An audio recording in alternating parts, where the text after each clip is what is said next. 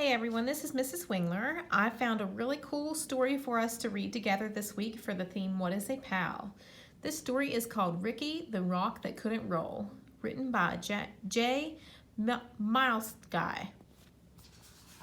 Let's take a look.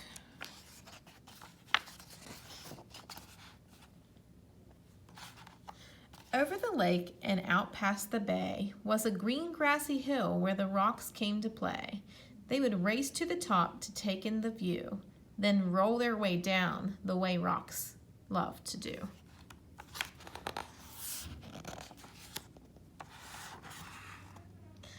There were Kip, Pip, and Chester and Marvin the Boulder.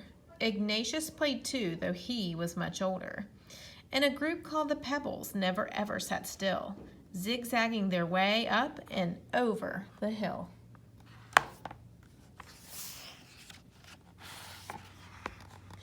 Kai was a meteorite and not from this planet, and Maya was lava but taken for granite.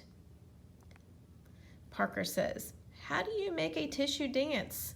"Seriously," Ebert says. Stu was the smart one, Parker the clown, and grumpy old Ebert rolled round with a frown. Gabby was sassy. Lizzie had flair. Emma was giggly, and Hud had black hair. "Says you put a little boogie in it," says Lizzie.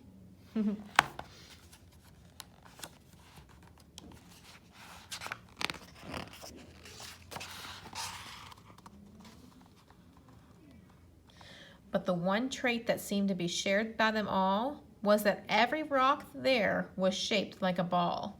And because they were round, they could easily roll through the grass, past a lake, and up over the knoll.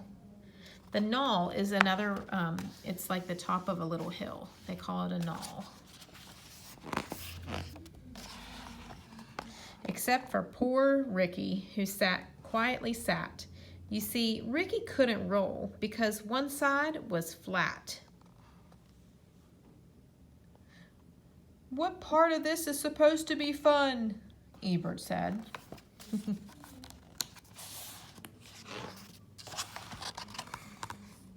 His friends didn't get it. "Come roll," they would chant. So Ricky tried, but replied, "I'm sorry, I can't." But the rocks were determined. They were sure they could solve Ricky's flat-sided problem and help him revolve. So Marvin the Boulder, with his impressive physique, carried Rick all the way to the hill's grassy peak. Do you know what the peak is? The peak is the top. They're right at the top. Then he pushed him downhill, yelling, "Keep rolling, kid!" But Rick didn't roll. He kind of just slid, or just kind of slid. "This feels like a bad idea," he says. Well, the rocks weren't done, not by a mile. Surely this next try would get Rick to smile. They stuck rubber balls all over Rick, using big gobs of glue to get them to stick. They were proud of themselves. "This will work," they announced.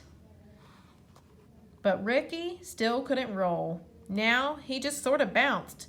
"No good, no good, no good," he says.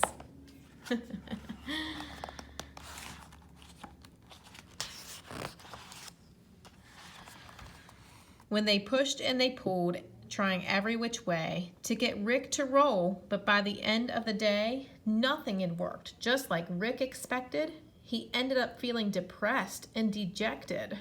What do you think those words mean? Depressed and dejected. He looks really upset.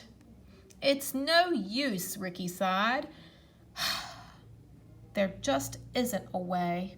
So I'll sit off to the side and watch you all play." Oh, that would be so sad. But his friends wouldn't quit. "We're here for you, brother, and we'll get you to roll one way or another." So they pondered and thought, each straining his brain, till they looked up and saw it was starting to rain. That's when it hit that smart stone named Stu. "Eureka!" he shouted. "I know just what to do." He explained to them how they would get Rick to tumble. "My plan is pure genius." Stu wasn't too humble. In other words, he doesn't mind being noticed. So, they carried our hero down the road about a mile to the lake where they gathered up mud they could pile on the flat side of Rick, creating a mound they shaped, smoothed, and sculpted until it was round. So, friends, what did they do? They kind of just built his other side, didn't they? Using mud. What a great idea. Then after the rain with the sun in the sky, they left him to bake till the mud was all dry. They gathered up vines and one colorful feather that they wrapped all round Rick to keep it together. Does anyone have a towel? Oh, he looks so nice. When the last knot was tied and the work was all done, the only step left was for Rick to have fun.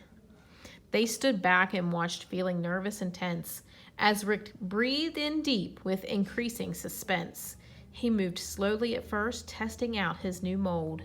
And then, for the first time, what's going to happen the first time? Ricky the Rock rolled.